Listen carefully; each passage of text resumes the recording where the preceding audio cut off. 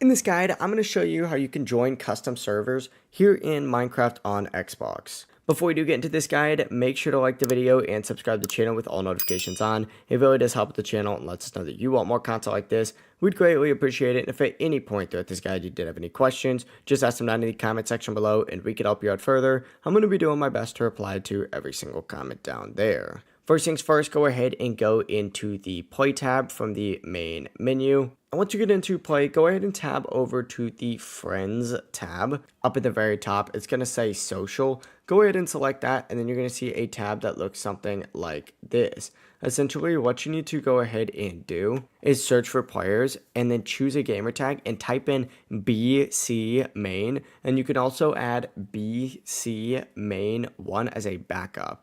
Add them as a friend, return to the main menu, and after about 30 to 60 seconds, they're going to show up online, and you'll be able to go ahead and join them.